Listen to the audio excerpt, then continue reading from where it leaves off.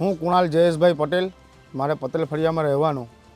હું ખાલી એટલી જ વાત કરવા આવ્યો છું તંત્ર માટે કે આ સરકાર માટે કે નાગરિકોને જાગૃત થવાની જરૂર છે. આ બાબતે અમે અમૃતેશ્વર મહાદેવના મુદ્દે અમે અમારા જે એરિયાના એમએલએ કહેવાય પ્રફુલભાઈ પાનસેરિયા એમને અમે મળવા ગયેલા કે સાહેબ અમારે આ રીતનું છે, આ રીતનો પ્રશ્ન છે, આટલું બધું ફ્રોડ થયેલું છે. એમને બધી માહિતી આપી છે, એમને બી ખ્યાલ છે. તો એમણે રિટર્નમાં ખાલી એક જ જવાબ આપ્યો કે અમારાથી અમારા બાપુજીને નહીં કહેવાય. એટલે બાપુજી મતલબ એમએલએ બાપુજી જ બેસીને બનાવડાવે છે એવી વસ્તુ મને આ સાબિત થાય છે. અને હું આ વસ્તુ હોશો હવાજમાં કહું છું સાહેબ, હું છેલ્લા 10 વર્ષથી સક્રિય ભાજપનો કાર્યકર્તા છું અને કાર્ય કરતો આવ્યો છું. જ્યારે ઇલેક્શનો આવે છે ત્યારે પ્રફુલભાઈથી માંડીને અહીંયા પ્રભુભાઈ વસાવાથી માંડીને બધા 10-10, 15-15 ફોન કરે છે અમને.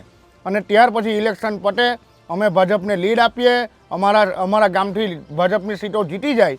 ત્યાર પછી સેવાના કાર્ય માટે અમે રાતના 11 વાગે ગરીબ માણસો માટે ફોન કરીએ તો બી કોઈ ફોન ઉપાડવામાં આવતા નથી. એટલે એક જાગૃત નાગરિક તરીકે હું અહીંથી એટલું જે જણાવવાનું હતું તે તો બીજા બધા ઇન્ટરવ્યૂમાં કહી જ દીધું છે.